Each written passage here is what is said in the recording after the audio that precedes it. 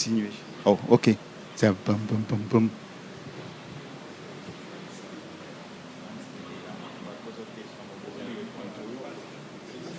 Faut faire pour qu'il le micro n'a pas tomber dans le non, la bonne courant. Reçois mon sacrifice.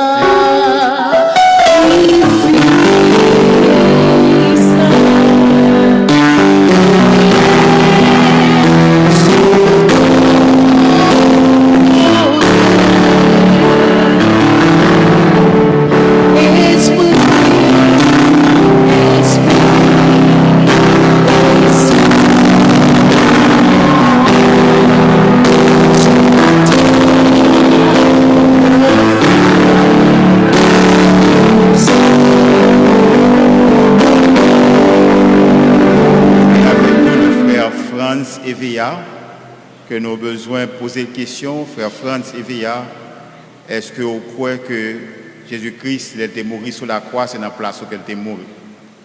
Oui, pasteur. Je demande frère Franz Evia, est-ce que vous sauvez? C'est une décision ferme que moi, je crois me sauver. Ok.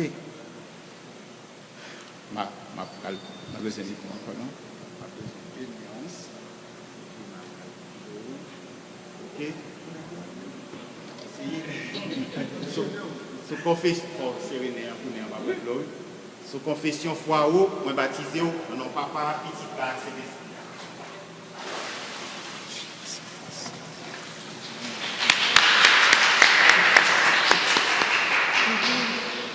Entre tes mains, j'abandonne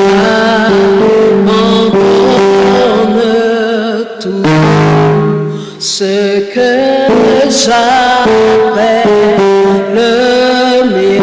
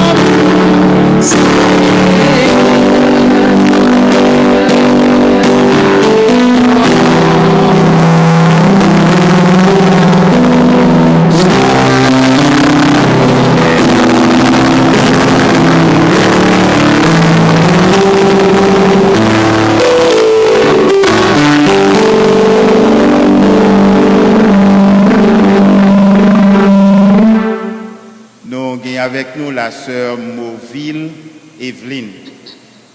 Nous voulons demander sœur Evelyne, est-ce que vous croyez que Jésus-Christ est mort sur la croix, que c'est dans la place qu'il est mort?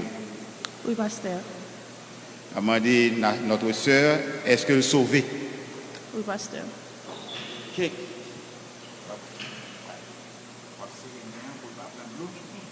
Ok. Sous confession foi ou, me baptisé ou, mon papa, petit frère, c'est ça.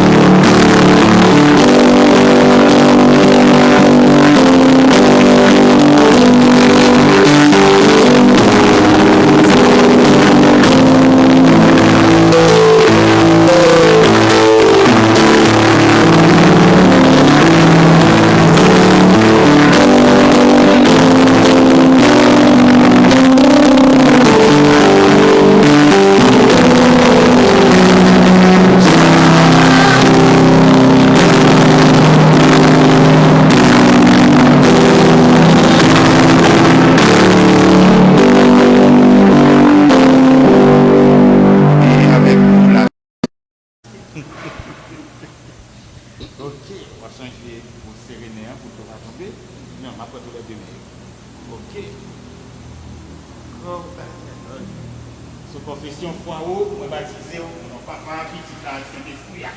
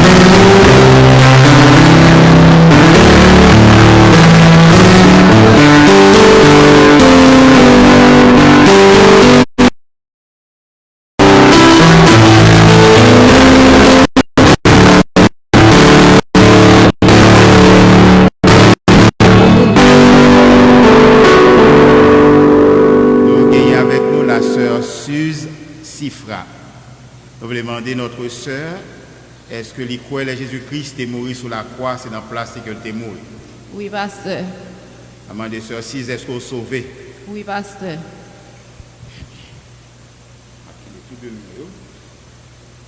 Puis, on va les mains pour rentrer là-dedans. Sous confession, foi aux sœurs Suze, nous baptisons dans notre papa, puis qui l'a accepté.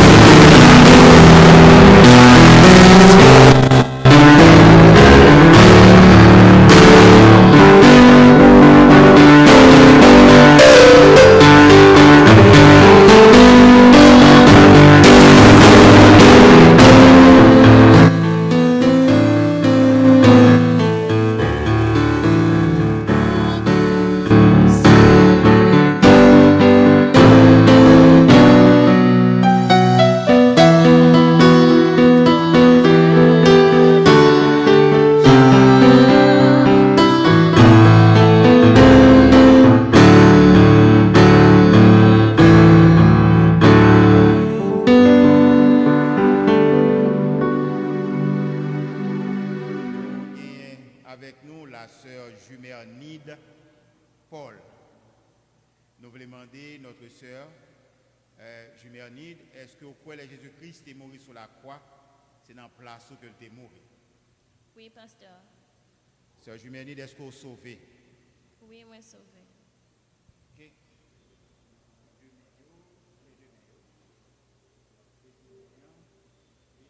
Je n'ai pas de suivre.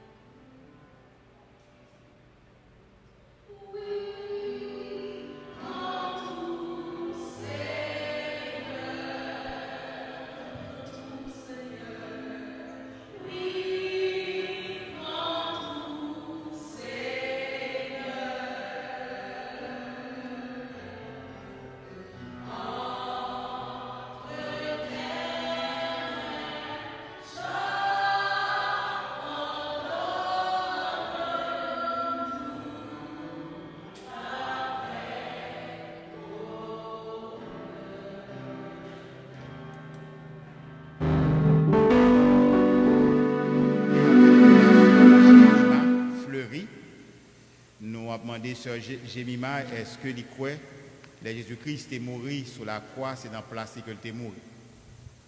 Oui, pasteur. Oui, avant tout le temps. Oui, pasteur. Est-ce qu'on est sauvé, Sœur Jemima? Oui, me sauvé par la grâce.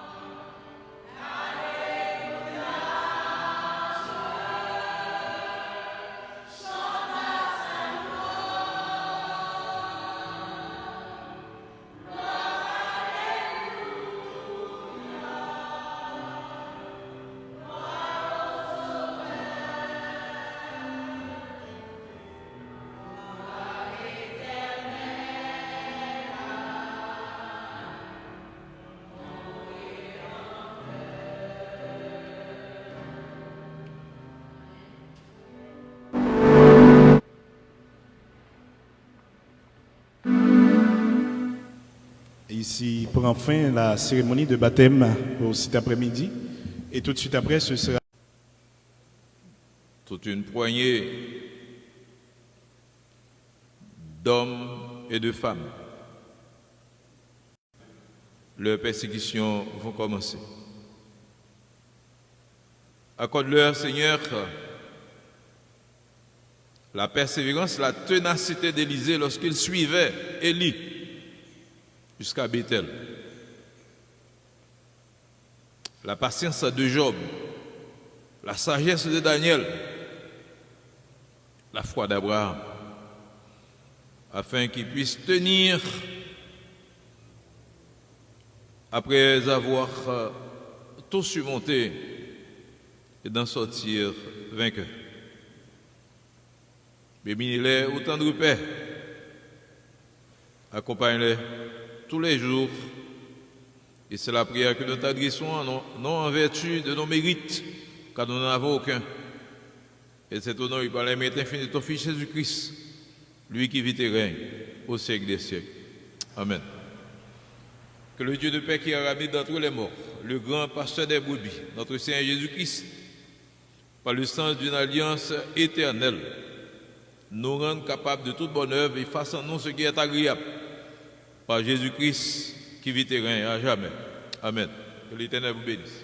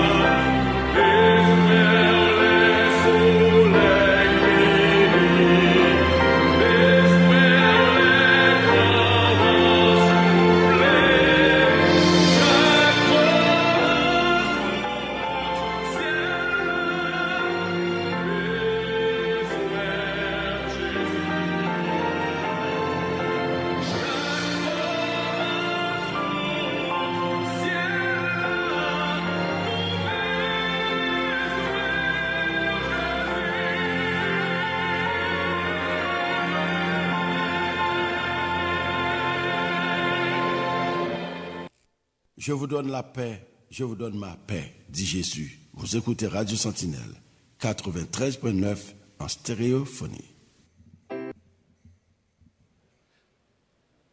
Frères et sœurs bien-aimés, que la paix et la grâce du Seigneur soient avec vous. Amen.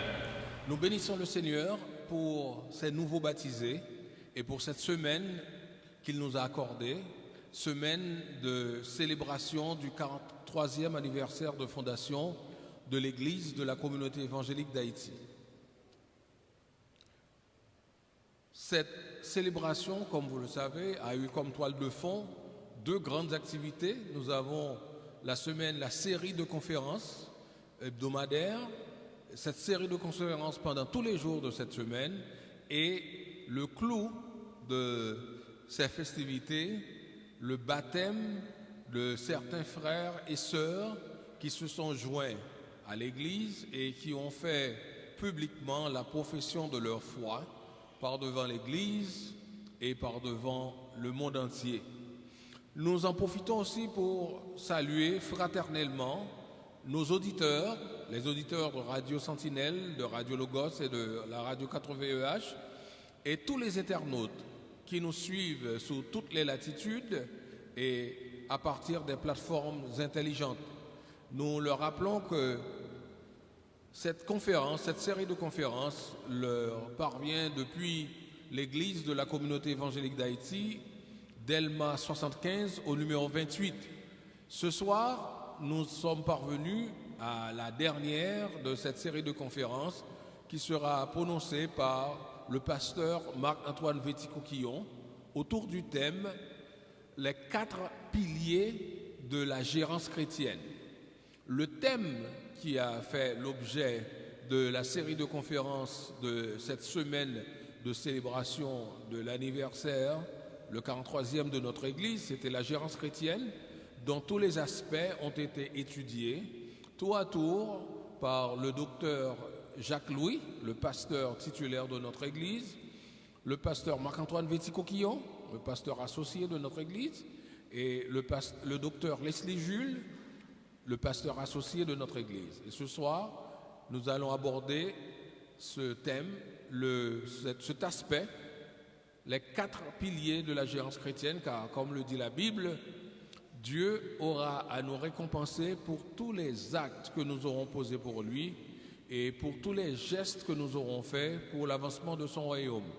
Il prend note de chacune de nos actions, de chacun de nos actes. Je ne sais pas s'il utilise un cahier ou un ordinateur actuellement, mais Dieu inscrit quelque part les actes et les actions que nous posons en son nom.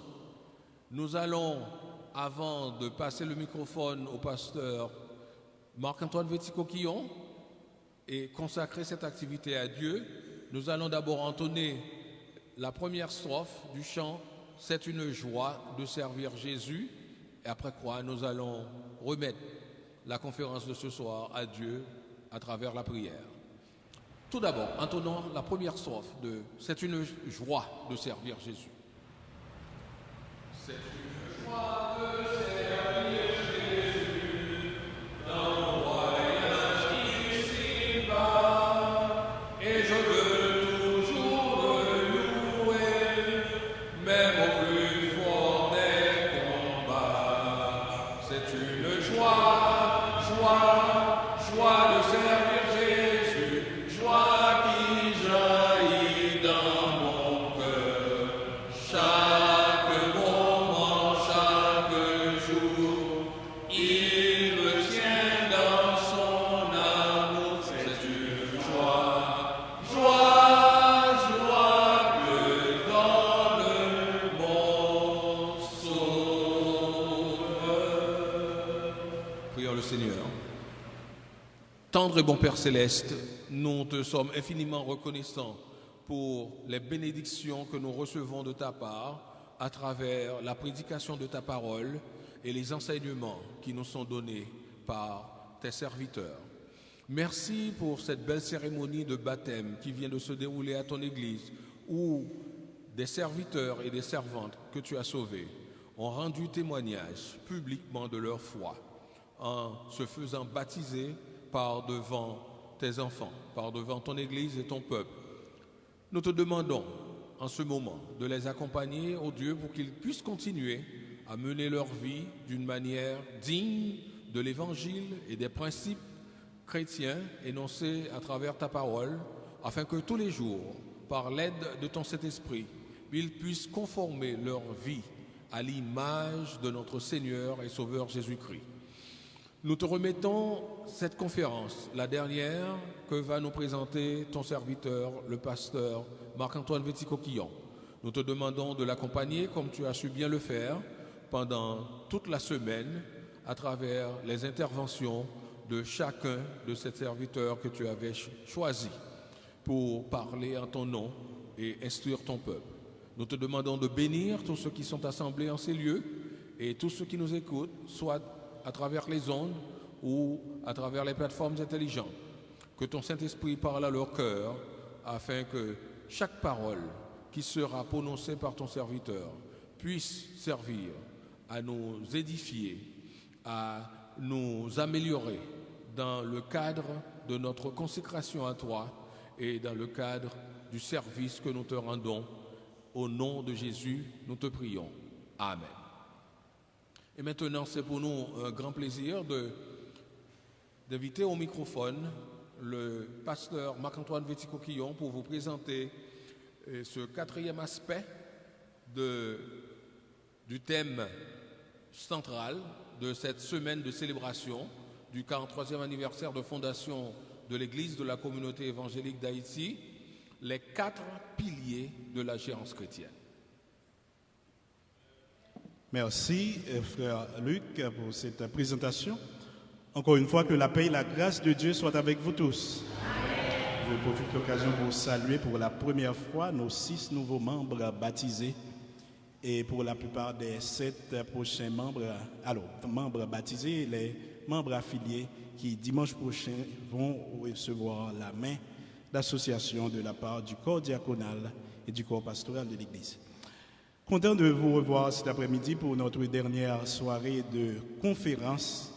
Mais je voudrais demander, surtout aux absentéistes qui sont là ce soir, est-ce que vous pourriez me rappeler le thème de la conférence de cette semaine? C'est la gérance chrétienne. Et c'est quoi la gérance chrétienne? Difficile de répondre, hein? On va le faire ce soir encore. Et on va résumer et on va sortir avec une phrase au moins comme ça. À la maison, tu vas dire, j'étais à une conférence, si tu dis que c'est sur la gérance chrétienne, si on te dit, c'est quoi la gérance chrétienne? Tu vas répondre à quoi? C'est de gérer son argent pour Dieu, non? C'est plus que ça.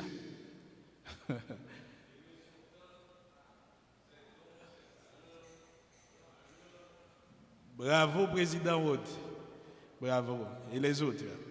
C'est de bien gérer pour la gloire de Dieu tout ce qu'il nous confie en termes de possession matérielle, de temps, d'argent, d'aptitude, de capacité, de pouvoir et d'influence.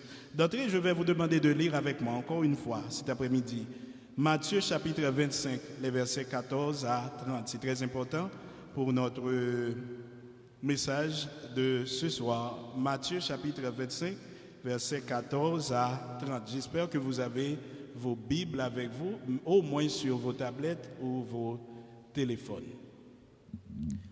Matthieu chapitre 25, les versets 14 à 30.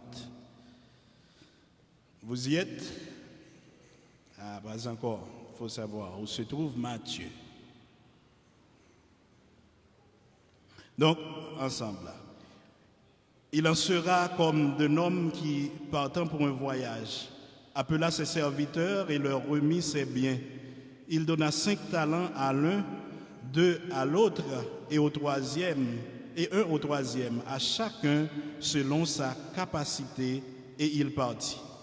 Aussitôt, le mot aussitôt est important, aussitôt, celui qui avait reçu les 5 talents s'en alla, les fit valoir, et il gagna 5 autres talents. De même, celui qui avait reçu les 2 talents en gagna 2 autres. Celui qui n'en avait reçu qu'un alla faire un creux dans la terre et cacha l'argent de son maître. Longtemps après, le maître de ses serviteurs revint et leur fit rendre compte. Celui qui avait reçu les 5 talents s'approcha en apportant 5 autres talents et il dit, « Seigneur, tu m'as remis 5 talents. Voici, j'en ai gagné 5 autres. » Son maître lui dit, « C'est bien, bon et fidèle serviteur. Tu as été fidèle en peu de choses. Je te confierai beaucoup. Entre dans la joie de ton maître. » Celui qui avait reçu les 2 talents s'approcha aussi et il dit, « Seigneur, tu m'as remis 2 talents. Voici, j'en ai gagné 2 autres. » Son maître lui dit, « C'est bien, bon et fidèle serviteur. Tu as été fidèle en peu de choses. Je te confierai beaucoup. Entre dans la joie de ton maître. » Celui qui n'avait reçu qu'un talent s'approcha ensuite et il dit, « Seigneur, je savais que tu es un homme dur qui moissonne où tu n'as pas semé et qui amasse où tu n'as pas vanné. J'ai eu peur et je suis allé cacher ton talent dans la terre. Voici, prends ce qui est à toi. » Son maître lui répondit, « Serviteur méchant et paresseux, tu savais que je moissonne où je n'ai pas semé et que j'amasse où je n'ai pas vanné. Il te fallait donc remettre mon argent au banquier et à mon retour j'aurais retiré ce qui est à moi avec intérêt. Ôtez-lui donc le talent et donnez-le à celui qui a les 10 talents. Car, écoutez bien, il faut lire bien, car on donnera à celui qui a et il sera dans l'abondance. Mais à celui qui n'a pas, on ôtera même ce qu'il a. Et le serviteur inutile, jetez-le dans les ténèbres du dehors, où il y aura des pleurs et des grincements de dents. Mardi dernier, à l'issue de cette conférence, nous avions eu un petit débat autour de 4 questions. La première question était, si vous devriez aller au ciel ce soir pour rencontrer Dieu, quels sont au moins 3 de vos accomplissements sur la terre qui ont été pour la gloire de Dieu, que vous seriez heureux de célébrer avec lui? Et la dernière question était, quelle serait votre plus grande préoccupation, regret ou remords par rapport à ce que Dieu vous a confié si vous devriez le rencontrer au ciel ce soir? Et c'était un moment, il y avait beaucoup d'embarras lors des discussions. Pourquoi? Parce qu'il y a des questions qui paraissent un peu embarrassante. L'utilité, c'est de voir comment il est difficile et embarrassant de répondre quelquefois à certaines questions sur la façon dont nous gérons ce que Dieu nous confie. On parle de la gérance chrétienne, la manière de gérer, d'administrer ce que Dieu nous confie, confirme la manière dont nous gérons notre vie présente et notre éternité. Ce que Dieu nous confie, c'est en termes de dons spirituels, de dons et de talents innés, d'aptitude, d'influence, d'avoir, de savoir, de pouvoir et d'opportunité. Et l'idée, c'est que chaque fois que c'est embarrassant de répondre à une question posée par Dieu, c'est qu'il y a une chose à corriger. Mais cet après-midi, nous allons parler d'autre chose. Nous allons voir que la bonne gérance, c'est de vivre sa vie pour la gloire de Dieu. Et nous allons faire en quelque sorte une sorte de résumé. Et l'arrière-plan, c'est de parler des 4 piliers de la gérance chrétienne. On raconte l'histoire d'un homme qui est allé dans son jardin et a récolté ce que nous appelons un régime de figues, bananes. Et arrivé à la maison, il compte, comment on appelle ça, des pâtes, et en remet une à chacun des membres de sa famille, à ses enfants et à sa femme. Il avait tout mangé quand à la fin il réalise qu'il n'avait pas donné à qui? Il a donné à chacun des membres de sa famille et à lui aussi il a offert une pâte. Il réalise à la fin qu'il n'avait rien donné à Dieu. Que feriez-vous? Il a dit, Dieu, je vous demande pardon, je te demande pardon, mais je n'ai que les pelures. S'il te plaît, est-ce que tu pourrais recevoir ça de ma part? Comment trouves-tu cet homme? Hein? Comment trouves-tu cet homme? Un effronté, comment on le dit en créole, le mal élevé? Mais est-ce que nous, généralement, nous faisons mieux que ça? Lui, il s'est rappelé à la fin, il a essayé d'offrir quelque chose. Mais ça fait combien de mois, ton salaire là, tu n'as jamais pensé à Dieu, à ton prochain, à ton église, à tes voisins? Au cours des messages précédents, nous avions considéré à quoi ressemble la gérance chrétienne, l'intendance dans nos vies aujourd'hui. Et malheureusement, de nombreux chrétiens associent aujourd'hui l'idée de gérance chrétienne qu'aux sermons qu'ils ont entendus sur les budgets de l'Église, sur les programmes de construction, sur les projets, sur les œuvres sociales. Cependant, l'idée de gérance chrétienne est beaucoup plus vaste que ça. Nous pensons que c'est là où le concept de la foi, du travail, de la vie quotidienne, d'économie, de social et de relationnel se croisent. La vie chrétienne en elle-même est une vie de gérance. Nous avons tout à gérer pour Dieu. Nos vies personnelles, nos enfants, nos carrières, nos aptitudes, nos possessions matérielles, nos finances, nos dons spirituels, nos talents innés, nos faiblesses, nos douleurs, nos victoires, nos échecs, nos bénédictions et nos insuffisances. Parlant de cela, nous pouvons construire un cadre pour commencer à décortiquer cette idée biblique de gérance chrétienne. Mais comment cela est-il possible de gérer tous les détails de nos vies pour Dieu? Mais que dit la Bible? Est-ce que la Bible parle de ça? Gérer chaque détail de nos vies pour la gloire de Dieu. Si vous n'êtes pas sûr, regardez 1 Corinthiens 10, verset 31. Que dit l'apôtre Paul? S'il y a des chrétiens qui lisent leur Bible, que dit ce texte? Soit donc que vous mangiez, soit que vous buviez, ou que vous fassiez quelque autre chose. Mais c'est quoi ça? Est-ce que c'est possible? Soit vous buvez de l'eau et vous faites ça pour... Vous mangez un pâté, vous faites ça. Vous buvez un verre de vin Ouais, hein, de prestige. Et vous le faites pour... Vous mangez de la viande et vous le faites pour... Et le plaisir. Est-ce qu'on peut prendre le plaisir pour la gloire de Dieu? Il y a des gens qui vont dire de la bière, mais c'est du plaisir. Ecclésiaste 11, verset 9, que dit ce texte? Jeune homme, réjouis-toi dans ta jeunesse. Livre ton cœur à la joie pendant les jours de ta jeunesse. Marche dans les voies de ton cœur et selon le regard de tes yeux. Mais sache que pour tout cela, Dieu t'appellera. Est-ce qu'il y a un mal à prendre du plaisir? Mais il faut prendre le plaisir avec la perspective du jugement final. Et dans Colossiens 3, l'apôtre Paul va dire, Colossiens 3, versets 23 et 24, tout ce que vous faites, faites-le de bon cœur, comme pour le Seigneur et non pour... Combien de fois, durant la nuit, quelqu'un t'appelle et te dit, mon cher, madame, moi, qui est tranchée là. Est-ce qu'on m'amène à l'hôpital? Et tu réponds quoi? Mon cher, et vous me faites, oui? Je ne fais pour aucun autre monde. À 1h du matin, je ne fais pour aucun autre monde.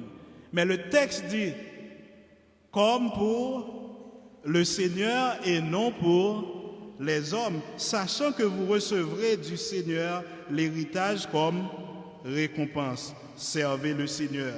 Car celui qui a agi injustement recevra son injustice, et il n'y a point d'acception de personne.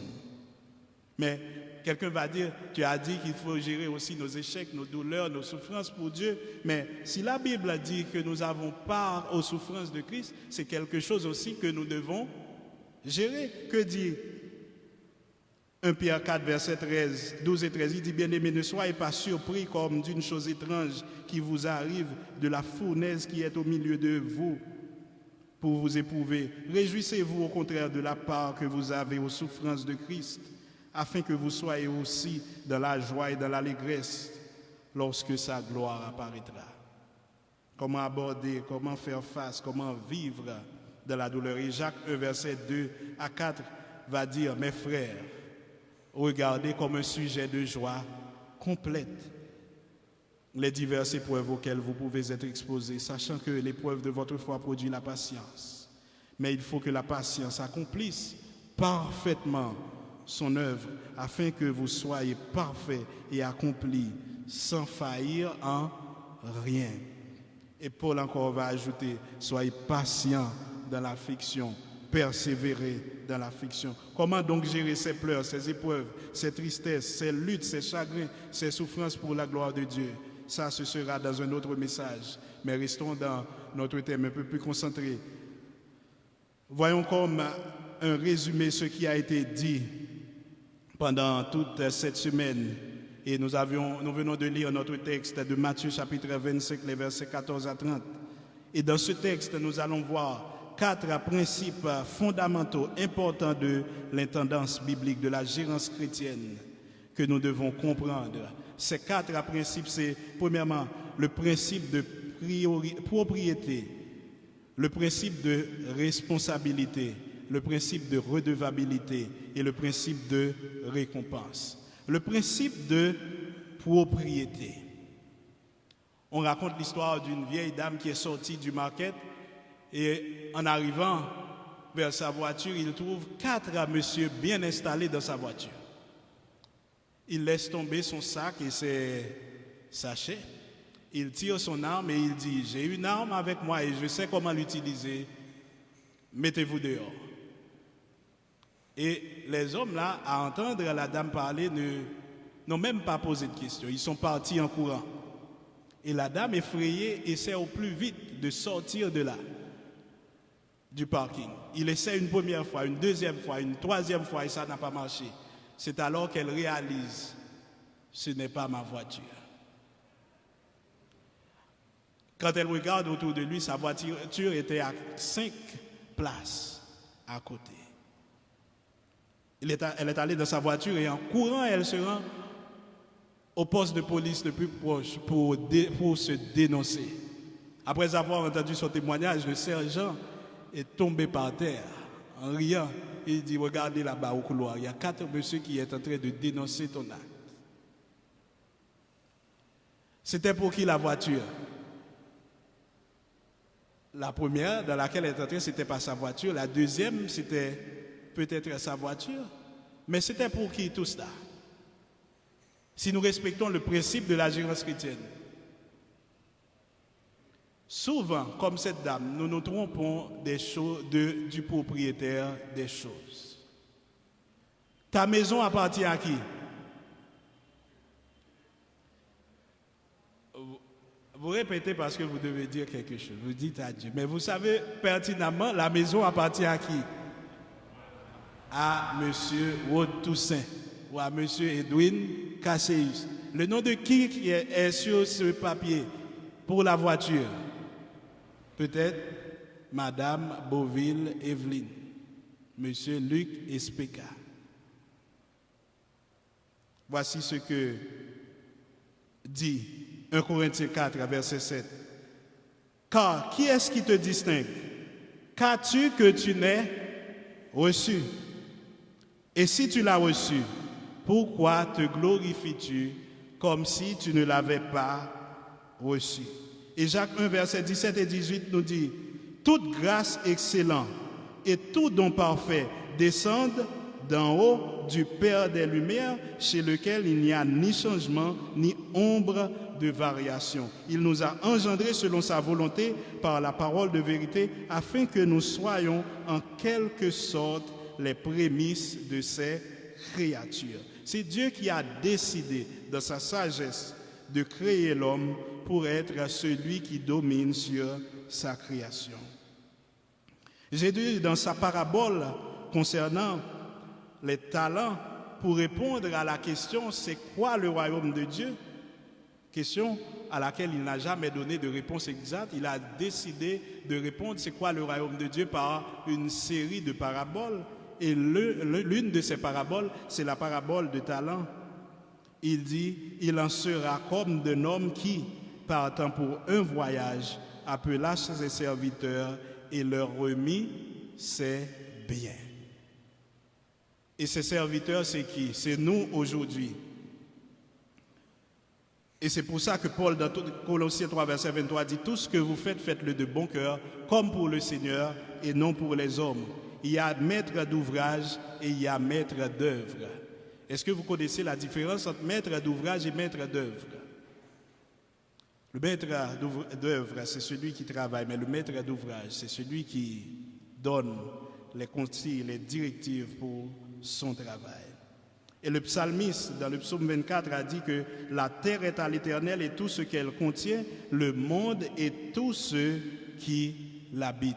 Le principe de propriété, c'est que Dieu est le propriétaire de toutes choses.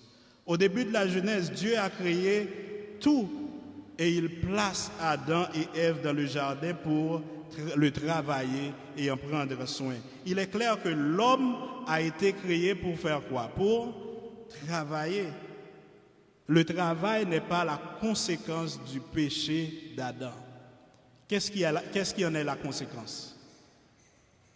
Travailler dur, manger à la sueur de son front, les épines et les ronces, enfanter avec douleur.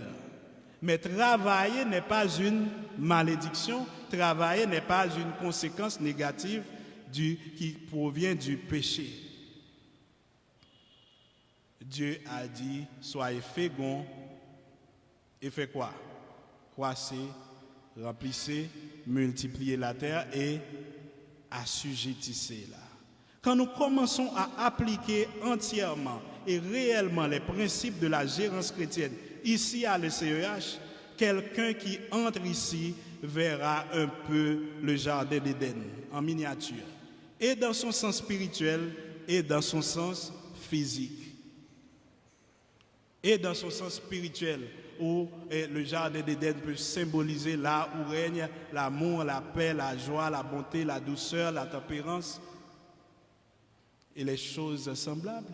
Mais dans son sens physique, cet espace ici appartient à qui? Je ne sais pas combien de centièmes, sur combien de centièmes, mais ça appartient à qui? Sur la terre à nous, mais en principe à Dieu. Mais Dieu nous a placés ici, nous devons prendre soin de cette propriété. Le principe fondamental de l'intendance biblique, Dieu possède tout.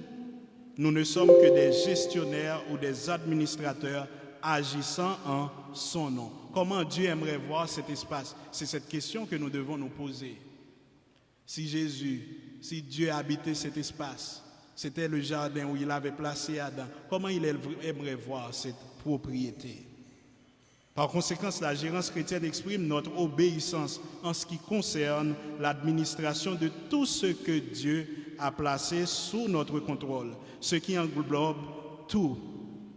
L'intendance, c'est notre engagement, l'engagement de notre personne, de nos biens au service de Dieu. En reconnaissant que nous n'avons pas le droit de contrôler nos biens ou nous-mêmes en dehors des principes établis par Dieu. Nous ne pouvons pas contrôler ce que nous possédons, ni nous-mêmes en dehors des principes établis par Dieu. Mais quelqu'un va dire que je n'ai rendre compte qu'à moi-même pour mon corps, pour mon âme, pour mon esprit. Regarde ce que dit l'apôtre Paul dans 1 Corinthiens 6, les versets 19 et 20. Vous connaissez ce texte?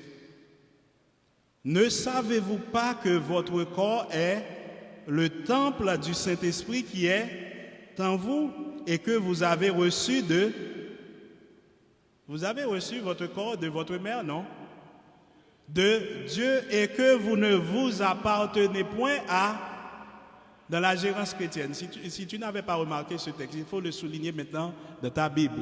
Vous ne vous appartenez point à vous-même, car vous avez été rachetés à un grand prix. Glorifiez donc Dieu dans votre corps et dans votre esprit qui appartiennent à Dieu. La bonne gérance reconnaît la seigneurie de Dieu sur nous et nous sauve de l'ingratitude et de l'orgueil. Que faisons-nous lorsque tout ce que nous faisons ici-bas commence par marcher comme nous le voulions? Que fais-tu quand tout réussit pour toi? Il y a des gens qui ne seraient pas à l'église ici ce soir ou dimanche prochain si tout marchait bien pour eux. Il y a des gens, on les voit à l'église seulement quand ça ne va pas. Quand tu leur rencontres, tu dis comment ça va? Ils disent papi bien, papi mal. Et bien dimanche, il est certain qu'ils seront à l'église. Jeudi, au service, au moment de jeûne, de prière. Vendredi, comment on appelle ça? Veillée de prière. Mais regarde ce que dit Deutéronome 8, versets 10 à 18. Tu peux aussi souligner ce texte dans ta Bible concernant le droit de propriété. Écoute ce que dit ce texte. Garde-toi d'oublier l'Éternel ton Dieu, au point de ne pas observer ses commandements, ses ordonnances et ses lois que je te prescris aujourd'hui. L'important, ici. Lorsque tu mangeras et tu te rassasieras, lorsque tu bâtiras et tu habiteras de belles maisons, lorsque tu verras multiplier ton gros et ton menu bétail, s'augmenter ton argent et ton or, et s'accroîtra tout ce qui est à toi, prends garde que ton cœur ne s'enfle et que tu n'oublies l'Éternel ton Dieu qui t'a fait sortir du pays d'Égypte, de la maison de servitude, et qui t'a fait marcher dans ce grand et affreux désert, où il y a des serpents brûlants et des scorpions, dans les lieux arides et sans eau, et qui fait jaillir pour toi l'eau du rocher le plus dur, et qui t'a fait manger dans le désert la manne inconnue à tes pères, afin de t'humilier et de t'éprouver pour te faire ensuite du bien. Garde-toi de dire en ton cœur, ma force et la puissance de ma main m'ont acquis ces richesses. Souviens-toi de l'Éternel ton Dieu, car c'est lui qui te donnera de la force pour les acquérir, afin de confirmer, comme il le fait aujourd'hui, son alliance qu'il a jurée à tes pères. Y a-t-il quelqu'un ici qui a un diplôme? Je vois deux seulement. Qui t'a donné ce diplôme? Mon intelligence, c'est pas vrai? Y a-t-il quelqu'un ici qui a une voiture? Qui te l'a donné? J'ai travaillé pour ça. Hein? Y a-t-il quelqu'un ici qui a une maison? Tu as travaillé très dur pour construire cette... Regarde ce que dit le texte. Garde-toi en ton cœur de dire quoi? C'est comme si Dieu dit quelque chose qui ne fait pas de sens. Garde-toi de dire en ton cœur, ma force et la puissance de ma main m'ont acquis, c'est richesse. Je vois souvent sur Facebook que quand des femmes donnent naissance au bébé, on dit quoi? Félicita. Mais je me dis souvent, mais la félicitation va à qui, premièrement? À Dieu. La Bible dit que voici les fils sont un héritage de... Donc Deutéronome 8, verset 18 nous conseille de penser autrement, de dire que ma force et la puissance de ma main m'ont acquis ces richesses. Dieu a le droit de propriété. Il dit, souviens-toi de Yahweh ton Dieu, car c'est lui qui te donne la capacité de produire des richesses. Nous chantons souvent ce cantique. Nous l'avons chanté cet après-midi. Comment? Mon corps, mon cœur, mon âme ne m'appartiennent plus. Ton amour les réclame. Ils sont à toi, Seigneur. Si le premier principe, c'est le principe de propriété, le deuxième principe, c'est le principe de responsabilité. Tout ce que vous faites, faites-le de bon cœur comme pour le Seigneur et non pour les hommes, sachant que vous recevrez de lui une récompense. Bien que Dieu nous donne tout ce dont nous avons besoin pour réjouir richement, rien n'est à nous. Rien ne nous appartient vraiment. Tout appartient à Dieu. Nous sommes responsables de la façon dont nous le traitons et de ce que nous en faisons. Alors que nous nous plaignons de nos droits ici-bas, la Bible nous demande constamment: et vos responsabilités? Les propriétaires ont des droits, les gérants ont quoi? Des responsabilités. Les propriétaires ont des droits. Par exemple, le propriétaire de la maison que vous louez, il a des droits, vous avez des responsabilités. Voyons l'illustration du troisième serviteur dans Matthieu 24. Dans Matthieu 24, Jésus rend clair la notion de responsabilité. Voici ce que dit le texte. Celui qui n'avait reçu qu'un talent s'approcha ensuite et il dit: Seigneur, je savais que tu es un homme dur, qui moissonne où tu n'as pas semé et qui amasse où tu n'as pas vanné. J'ai eu peur et je suis allé cacher ton talent dans la terre. Voici, prends ce qui est à toi. Et le maître va parler. Son maître lui répondit: serviteur méchant et paresseux. Et il va commencer par: tu savais que je moissonne où je n'ai pas semé, que j'amasse où je n'ai pas semé. Il te fallait. C'est ta responsabilité. Si tu ne peux pas produire avec le talent, les capacités, les aptitudes, le pouvoir, l'influence que je te donne, il te fallait donc remettre quoi? Mon argent à qui? Au banquier. Le banquier représente qui ici? Quelqu'un qui a la capacité de faire fructifier là. Peut-être qu'il y a quelqu'un ici à l'église qui voit que, c'est juste un exemple, ne soyez pas choqués. Peut-être que tu vois que les cultes ne sont pas bien dirigés.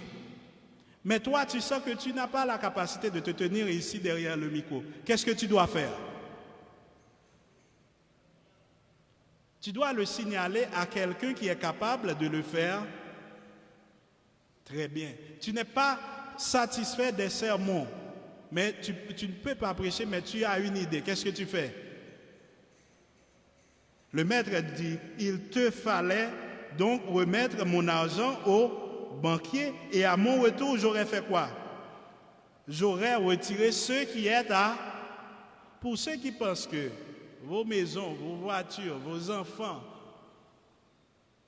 vos jardins, vos positions, vos titres, vos honneurs, vos fonctions vous appartiennent, le maître le fait très clair ici. À mon retour, j'aurais retiré ce qui est à qui? Ce qui est à moi. Pour ceux qui sont avocats ici, combien de temps si quelqu'un s'absente et quelqu'un occupe sa propriété, ça lui appartient maintenant? Après combien de temps, si tu as abandonné tes propriétés, puis je l'accapare, tu n'es jamais venu réclamer? 10, 20 ans. Parce qu'on dit le maître est parti pour longtemps. quand il est revenu, peut-être que ces gens pensent que c'était mon argent.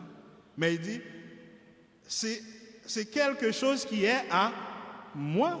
Je vous ai donné la garde, le droit de gérer.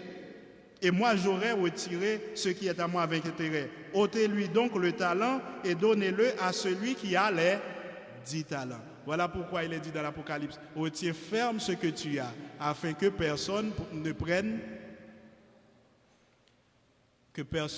ta couronne cet après-midi. Tu n'as pas le droit de te disposer comme tu veux, avec tes talents, tes aptitudes, tes connaissances, tes diplômes, tes positions, tes titres, tes fonctions, tes honneurs, tes biens, tes pouvoirs, ton influence. Ils sont à Dieu. Le maître a fait une distinction claire entre le droit du propriétaire et les responsabilités du gérant. Le principe de responsabilité nous sauve de l'oisiveté, de la nonchalance et de la méchanceté. Quand vous savez que vous avez la responsabilité de gérer, mais vous avez aussi la responsabilité de rendre compte. Qui connaît ici ce cantique? Oui, prends tout Seigneur. Entre tes mains, j'abandonne, c'est ça? Et le refrain dit quoi? Mais il y a des chrétiens qui préfèrent qu'on enlève oui, prends tout Seigneur pour dire oui, prends 10%. Pas vrai? Oui, prends 10%. On vient de te donner $400. Tu viens à l'église. Combien appartient à Dieu? Quelle portion? On te donne $400 et tu arrives à l'église. Combien sont à Dieu? 40. Il y a quelqu'un derrière qui dit 40. Le pasteur Jacques a dit 400. Les 400 appartiennent à Dieu. Vous venez d'entendre le texte. Que dit Deutéronome? Garde-toi de dire quoi? Ma force et ma puissance et la puissance de ma main m'ont acquise, c'est richesse. Souvent, nous préférons dire, oui, prends 10%, entre tes mains, j'abandonne 10% avec bonheur et les autres 90%. Je me dispose de comme je veux. Si tu pouvais aller dans ton cahier de compte et voir combien de minutes Digicel et de Natcom par mois, combien de dollars pour la bière, le vin, et puis combien vont aux offrandes et aux dîmes, tu te rendrais vite compte, est-ce que tout appartient à Dieu dans ce que tu possèdes? Il y a non seulement le principe de propriété, le principe de responsabilité, mais il y a aussi le principe de redevabilité. Le texte, Matthieu 24, verset 19 dit, « Longtemps après, le maître de ses serviteurs revint et leur fit rendre des comptes. » L'un des problèmes majeurs de notre pays, c'est que les gens n'aiment pas rendre compte. Même si on dit règlement, pas gâté, zami, mais dans cette même culture, on dit pas jamais faire business avec qui? Avec famille ou bons amis, parce qu'ils refusent de rendre compte. Mais 2 Corinthiens 5, verset 10 nous dit, il nous faut tous comparaître devant le tribunal de Christ afin que chacun reçoive selon le bien ou le mal qu'il aura fait, étant dans... Il n'y a pas d'anonyme pour Dieu. Même si tu as 10 ans ici à l'église, on ne te remarque même pas, on ne te voit même pas, mais Dieu prend note. C'est pour ça qu'il est dit, soit donc, quoi donc que vous buviez ou que vous fassiez quelque autre chose, faites tout pour la gloire de Dieu. On ne te remarque pas à l'église, faites tout pour la gloire. On ne cite jamais ton nom sur la chair, faites tout pour la gloire. Tu demandes, on ne te donne pas, faites tout pour... Parce que le vrai juge, ce que l'apôtre Paul appelle le juste juge, il réserve un jour où il nous faut tous comparaître devant son tribunal. Pour quelle raison? Afin que chacun reçoive selon le bien ou le mal qu'il aura fait étant dans son corps. Peu importe la façon dont tu décides de vivre ta vie, un jour tu rendras compte. Si tu fais partie des gens qui disent « je fais ça pour la gloire de Dieu », tu rendras compte. Si tu fais partie des gens qui disent « seul Dieu peut me juger », tu rendras compte. Si tu fais partie de ceux qui disent « je rends compte à moi seul », tu comparaîtras quand même. Un intendant est une personne qui gère les biens d'une autre personne. Nous sommes tous des gérants des ressources, des capacités, des opportunités que Dieu nous a confiées.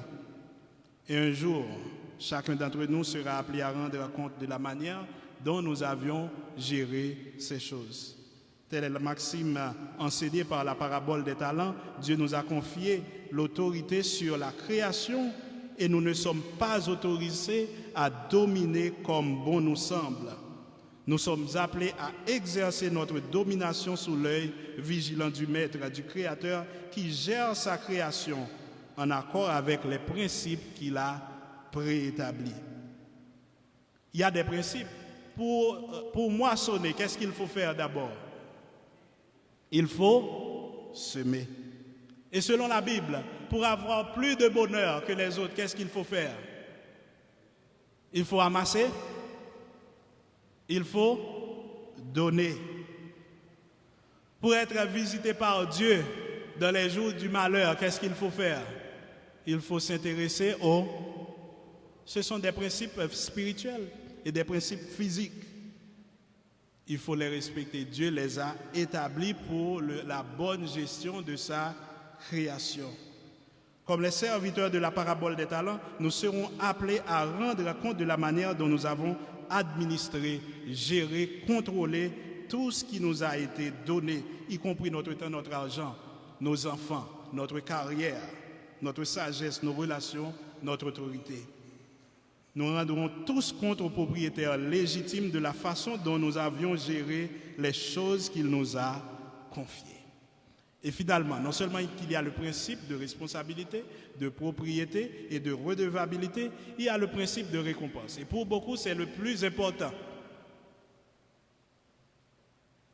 Dans Colossiens 3, verset 23, il dit quoi? Sachant que vous recevrez du Seigneur l'héritage pour récompense.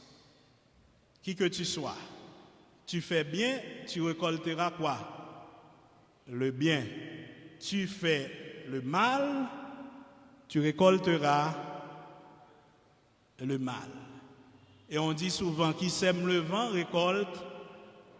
Si tu sèmes le bien, peut-être par dizaines, peut-être tu vas récolter par centaines, par milliers.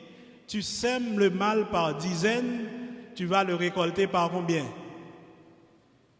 Par centaines et par milliers. Et dans ce siècle, et dans le siècle à venir. La Bible nous montre dans la parabole du royaume que les intendants fidèles qui font la volonté du Maître, avec les ressources du Maître, peuvent s'attendre à être récompensés, incomplètement dans cette vie et complètement dans l'autre vie.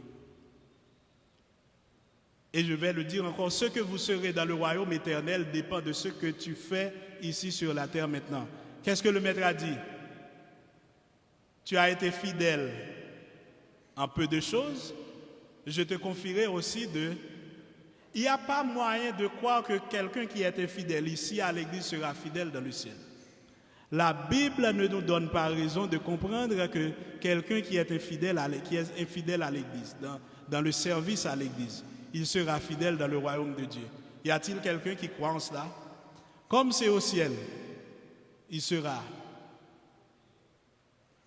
Mais il a dit, il faut jeter le serviteur méchant, inutile et paresseux. Qu'est-ce qu'il faut faire? Il faut le jeter dehors, là où il y aura des pleurs et des... Y a-t-il quelqu'un qui aimerait entendre ces paroles en sa faveur ou contre lui? Nous devrions tous avoir envie d'entendre le Maître dire ce qu'il s'exclame dans Matthieu 25, verset 21. C'est bien, bon et fidèle serviteur. Tu as été fidèle en peu de choses. Je vais te confier maintenant beaucoup. Viens partager le bonheur de ton Maître. 1 Corinthiens 15, verset 58. Que dit ce texte? Ainsi donc, mes frères bien-aimés, soyez ferme et inébranlable, travaillant de mieux en mieux à l'œuvre du Seigneur, sachant que votre travail ne sera pas vain dans le Seigneur. Le premier point, il y a trois leçons à tirer de ce texte. Premièrement, il dit que le ministère, c'est l'œuvre de qui? C'est l'œuvre du...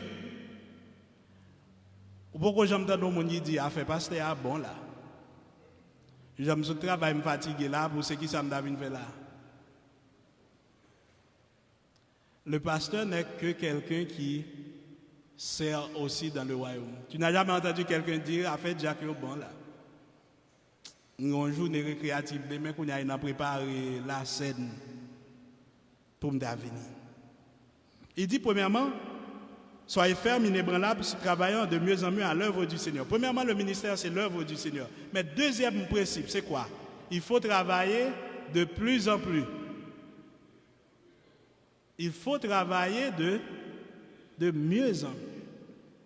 L'un des problèmes à l'église, c'est que les gens veulent travailler de plus en plus sans travailler de mieux en mieux. Si tu fais maintenant, 2021, ce que tu étais en train de faire en 2020, tu es disqualifiable pour Dieu. Parce que Dieu veut des gens qui travaillent comment? De plus en plus. Ah, de mieux en mieux. Et le troisième principe, c'est que votre travail ne sera pas vain dans le Seigneur. Dans le Seigneur. En tant que chrétiens au XXIe siècle, nous devons nous adapter et adopter la vision de la gérance chrétienne, une gérance qui va au-delà des budgets de l'Église, des projets de construction, bien qu'ils soient importants. Elle relie tout ce que nous faisons à ce que Dieu nous fait et nous donne dans ce monde. Qu'est-ce que Dieu fait dans ce monde actuellement? On veut construire l'unité multimédia. Y a-t-il des jeunes gens ici qui ont étudié l'informatique, l'infographie, la communication, la vidéographie, qui veulent s'impliquer? Mais on va dire combien on me paie. C'est l'œuvre du Seigneur. Demande à Dieu. Combien Dieu va te payer dans le ciel? Parce que ici, tu t'es tenu pendant 10 ans, 5 ans derrière une caméra. J'étais créateur de contenu à l'ECEH, on ne m'a rien payé, mais demande à Dieu combien il va te payer. Quelle sera ta fonction? Peut-être, je ne sais pas, s'il y aura l'informatique dans le ciel, mais demandez à Dieu. Il dit, travaillons de mieux en mieux à l'œuvre du Seigneur, sachant que notre travail ne sera pas vain dans le Seigneur. On raconte l'histoire d'un ingénieur et d'un contremaître. L'ingénieur a commencé à prendre de l'âge et il était parti, il était ailleurs. Il a appelé le contremaître pour lui dire, voici, j'ai une forte somme d'argent et je dois construire une maison. Malheureusement, je ne suis pas sur le terrain et je ne trouve que toi qui peux me remplacer. L'argent sera déposé sur ton compte. Tu as la responsabilité d'aller choisir le terrain, les matériaux, les meubles, la qualité, le style. Tout dépend de toi. Et si tu as besoin d'un concours d'un autre ingénieur ou d'un, comment on appelle les autres, architecte, tu prends la décision. Si c'était toi, tu allais acheter ce terrain dans quel endroit? Où ça? Vous le savez. Mais lui, il est parti dans une zone bidonvillisée, il a acheté un grand terrain. Et quand il a envoyé la photo, le maître a dit, bon cher, c'est bien, bon et fidèle serviteur, ça c'est un grand terrain, moi je n'aurais pas pu faire mieux. Il a acheté les matériaux, il a construit la maison avec des matériaux de moindre qualité, à moindre coût. Et il a construit une superbe maison. Et quand il a appelé pour dire que c'est fini le boulot, l'ingénieur en chef a dit, je dois rentrer pour remettre la clé en main propre au propriétaire, tu n'étais que mon représentant sur le terrain. Il a dit d'accord. Et l'ingénieur est rentré, il a communiqué, il faut venir pour cette œuvre, il faut venir avec ta famille, tes amis, tes collègues pour qu'ils voient comment je vais honorer quelqu'un qui a fait un travail excellent. Et le jour de l'inauguration de cette maison, après un beau discours, il a dit, aujourd'hui j'ai choisi d'honorer Monsieur X, non seulement pour cette œuvre, mais pour quelques décennies de collaboration avec moi. Et il a dit finalement, la maison t'appartient. Voici les clés, c'était pour toi que tu construisais cette maison. Tout le monde sourit, des applaudissements, mais lui, il commençait à transpirer. Pourquoi il transpirait? D'après vous, pourquoi il transpirait? Il avait l'argent nécessaire, il avait les compétences nécessaires, il avait le temps nécessaire, il avait la capacité nécessaire, mais il a fait quoi?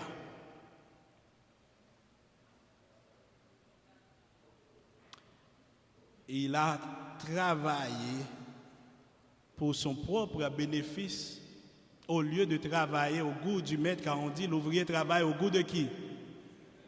Je suis sûr qu'il y a beaucoup parmi nous, je ne vais pas dire ce soir, mais sur la terre, pas vous ici, qui auront à rougir. L'apôtre Paul a dit, force-toi de te présenter devant Dieu comme un homme éprouvé, un ouvrier qui n'a.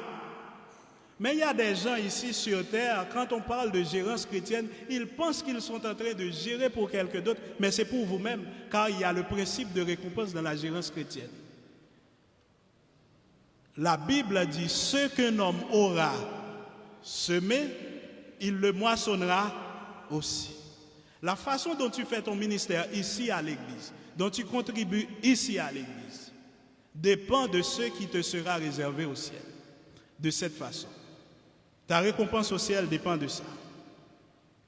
Ce que tu fais de ce que Dieu te donne sur la terre, c'est ce que tu fais aussi de ta vie et de ton éternité.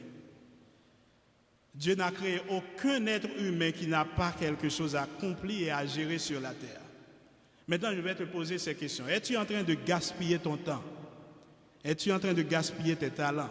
Es-tu en train de gaspiller tes aptitudes, ton expérience, ta vie, ton avoir, ton savoir, ton pouvoir? Es-tu en train de gaspiller ton existence? Es-tu en train de gaspiller ton passage sur la terre? Il y a beaucoup de gens qui agissent comme ce contre-maître. Ils travaillent comme s'ils travaillaient pour l'ami du maître. Mais en réalité, ils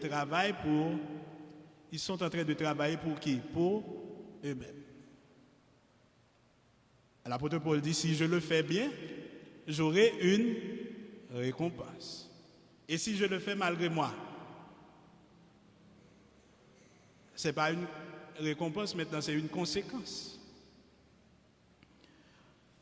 Et il y a un autre point, c'est que beaucoup de gens veulent commencer grand. Voilà pourquoi ils ne peuvent jamais commencer pour Dieu. Ils pensent souvent que je vais commencer quand je peux avoir tous les moyens. Mais regardez bien dans le parabole, regardez de près. Qu'est-ce qui vaut pour Dieu plus que rêver grand? Dans cette parabole, qu'est-ce qui vaut plus pour Dieu que de rêver grand? Dans cette parabole, ce qui vaut plus que de rêver grand pour Dieu, c'est d'être fidèle dans les petites choses. Car il dit, tu as été fidèle dans les petites choses, je vais te confier quoi? De grandes choses. Parce que tu as été fidèle dans les petites choses. Être fidèle dans les petites choses, c'est là ce que Dieu veut pour tout le monde. C'est là que Dieu avait commencé avec David dans le palais. David était qui, premièrement, dans le palais? C'était un simple musicien. Gédéon, on l'a même dit, va avec cette force que tu as. Tu battais le petit mil, le maïs, le blé, mais va avec cette force. Dieu a commencé petit avec Joseph. Il était quelqu'un qui interprétait les rêves. Il est devenu premier ministre. Moïse, qui était bec. Daniel, dans le palais à Babylone. Rappelez-vous, si vous oubliez toutes choses, la façon dont vous gérez ce que Dieu vous confie détermine l'impact que votre vie aura sur la terre. La façon dont vous gérez les biens de Dieu détermine directement l'impact que vous aurez sur la terre. Soyons donc de bons gérants pour la gloire de Dieu.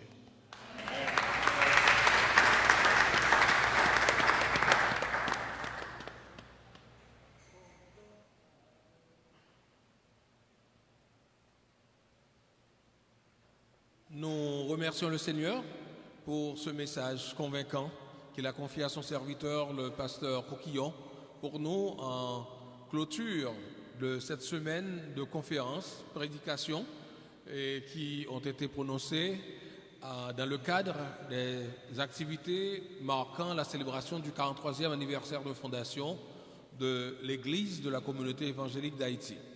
Je pense que compte tenu de leur caractère essentiel à notre bonheur et à notre salut, vous n'oublierez pas les enseignements qui vous ont été inculqués pendant cette semaine, car notre vie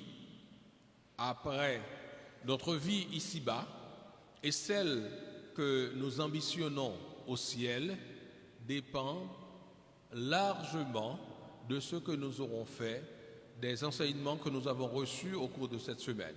N'oubliez jamais que tout ce que nous possédons, mais absolument tout, appartient à Dieu et que nous sommes que des gestionnaires. Mais l'élément nouveau qui nous a été présenté ce soir, c'est qu'en dépit du fait que tout appartient à Dieu, en définitive, Dieu nous retournera tout ce qui lui appartient, tout ce que nous lui avions donné, des biens qu'il nous a donnés, qu'il a placés en nous pour le bon travail que nous aurons fait.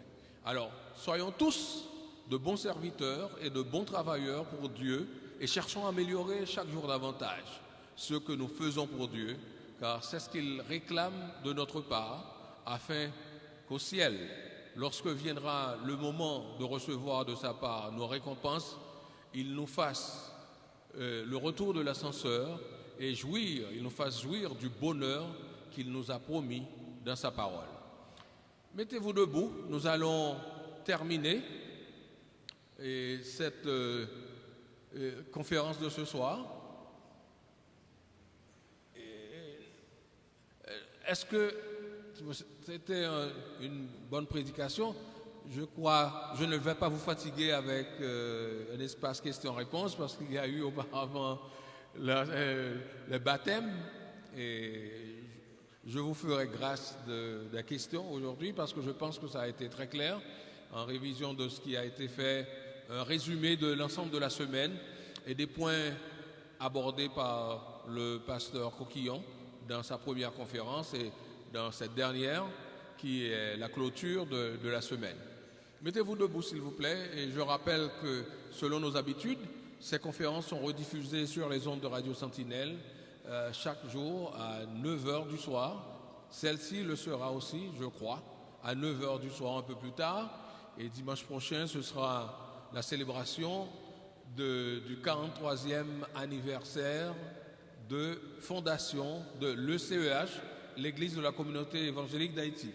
Et le docteur Osner Févry a certaines communications spéciales apparemment à vous faire. C'est notre dernière soirée, donc je tiens à rappeler à vous autres qui êtes ici en présentiel et à tous ceux qui nous écoutent sur les ondes que demain, c'est libre, il n'y aura aucune activité et l'église sera réservée à ceux qui ont des capacités, des talents pour aider à la décoration et préparer l'enceinte pour le dimanche 25. Donc nous vous attendons, non seulement les membres du service d'accueil, mais tous ceux qui peuvent aider à une bonne décoration de l'église pendant la journée de demain. Ensuite, dimanche matin, nous serons tous présents, tout en respectant les règles de distanciation sociale, mais nous savons que nous serons nombreux, bien fins, bien habillés, bien coquets, pour être en présence du Seigneur à cette occasion spéciale. Et puis, il n'y aura pas d'école du dimanche. Nous serons tous présents exactement à 8h30. Nous commençons notre service. Le culte va comporter 3 parties. La première partie, comme à l'ordinaire, il y aura les préliminaires, et puis lecture, et puis le message de la parole du Seigneur qui sera présenté par le docteur Jacques Louis. Et le sujet, Dieu donne ce que nous donnons. C'est ça, docteur Louis?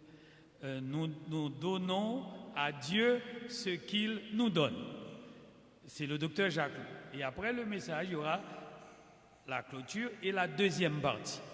La deuxième partie comporte les vœux, discours du président, l'histoire de l'Église avec le secrétaire exécutif, et puis un chant, c'est fini. La troisième partie, c'est la moisson, qui sera sous la direction de l'équipe du comité organisateur, dont Sœur Martine Jean-Louis est la coordinatrice. En ce moment-là, il y aura les produits qui sont exposés ici, qui seront dans l'autre salle de l'autre côté pour être vendus. Et nous avons dit qu'il y aura au moins 2 offrandes demain. Et vous venez avec la poche gauche pour acheter certains produits spéciaux et la poche droite, l'offrande d'anniversaire de l'Église. Et ainsi prendra fin. Et la quatrième partie, alors c'est 3 plus 4, c'est agape fraternelle sous la grande tente de la cour de l'Église, et il y aura autant de gâteaux que de gens capables de manger. Non, mais sans pince-rire, oui, il y aura gâteau, il y aura agape, pâté et autre chose pour que ensemble nous puissions célébrer cette journée. Demain, dimanche, s'il vous plaît, ne soyez pas trop pressés pour rentrer à la maison.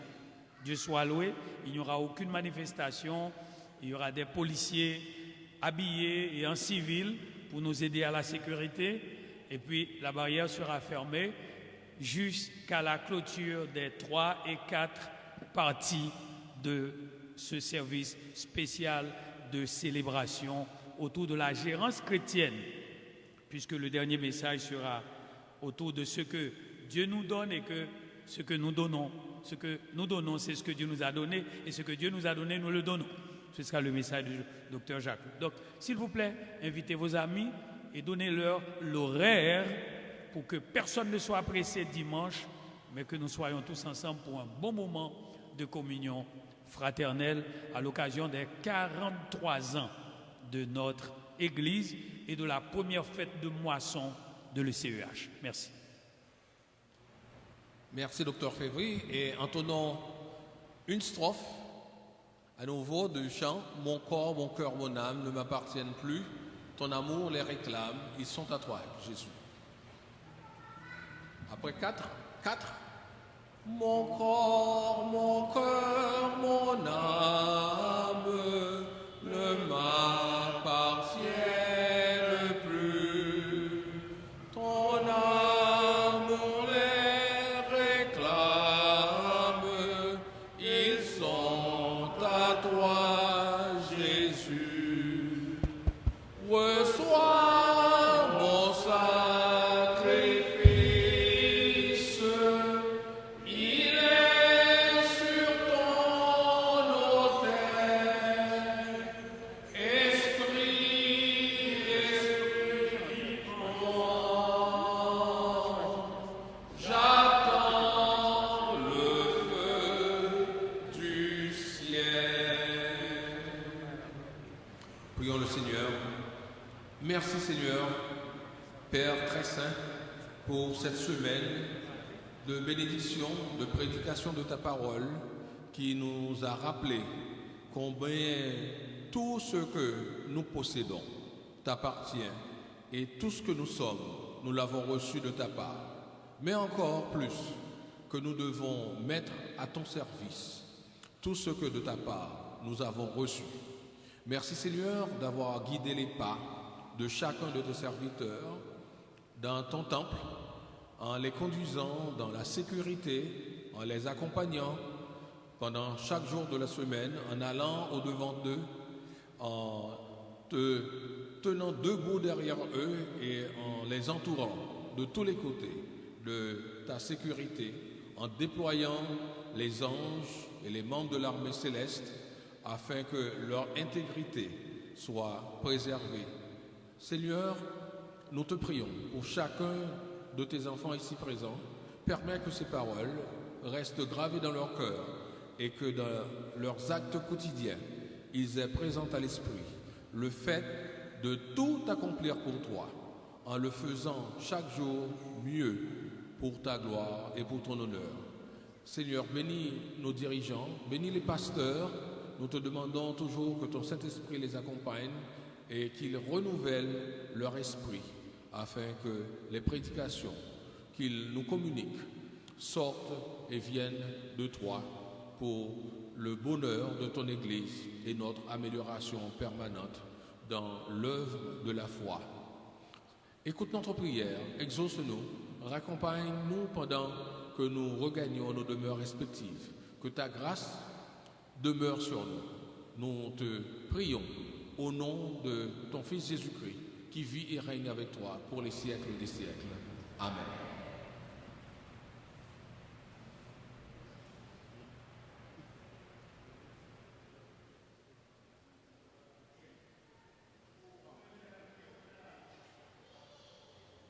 Allez en paix et que Dieu vous bénisse. Bonne soirée.